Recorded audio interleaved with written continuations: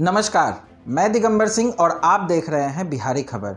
भारत को विश्व के अग्रणी देशों की श्रेणी में शामिल करने के उद्देश्य से काम कर रही केंद्रीय मंत्रिमंडल ने 21वीं सदी के भारत की ज़रूरतों को पूरा करने के लिए 1986 से चल रहे भारतीय शिक्षा प्रणाली में बदलाव कर नई राष्ट्रीय शिक्षा नीति 2020 लागू किया है। उसका क्रियान्वयन सफल तरीके से होगा तो भारतीय शिक्षा व्यवस्था नए मुकाम तक पहुंचेगी।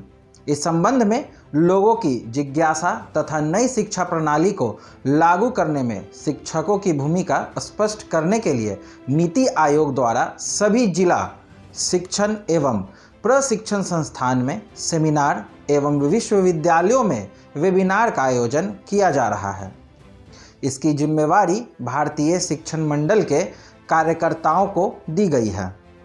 बेगूसराय के जिला शिक्षा एवं प्रशिक्षण संस्थान यानी कि डायट शाहपुर में 23 फरवरी को सेमिनार आयोजित किया जाएगा, जिसमें भारतीय शिक्षा एवं मंडल के प्रांतीय उपाध्यक्ष अजीत जी समेत अन्य वक्ता राष्ट्रीय शिक्षा नीति में शिक्षकों की भूमिका पर विस्तार से चर्चा करेंगे।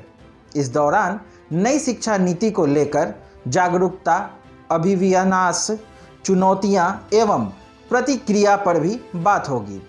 भारतीय शिक्षण मंडल के विस्तारक श्रवण कुमार ने बताया कि 1986 में लागू शिक्षा नीति अब तक चल रही थी, लेकिन बदलते वैश्विक परिदृश्य में ज्ञान आधारित अर्थव्यवस्था की आवश्यकताओं की पूर्ति करने के लिए मौजूदा शिक्षा प्रणाली में परिवर्तन की अति आवश्यकता थी।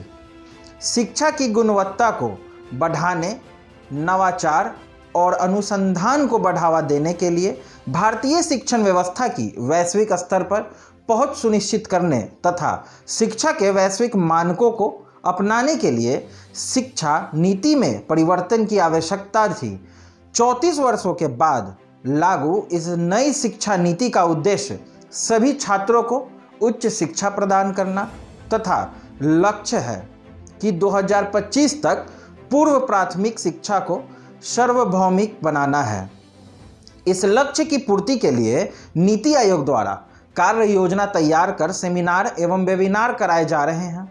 अलग अलग राज्यों में अलग अलग स्तर पे शिक्षा को बढ़ावा दिया जा रहा है, जिसमें चिन्हित किए गए सरकारी एवं निजी विद्यालय प्रधान के अलावा शिक्षाविद एवं सामाजिक कार्यकर्ता शामिल होंगे।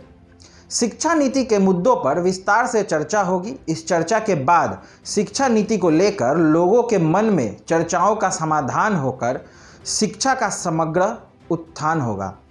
सेमिनार में सभी लोग जानेंगे कि नई राष्ट्रीय शिक्षा नीति का उद्देश्य क्या है, इससे हमारे शिक्षा व्यवस्था में क्या क्या बड़ा बदलाव होगा कि भारत वैश्विक शिक्षा व्यवस्था में अग्रणी स्थान बना सके।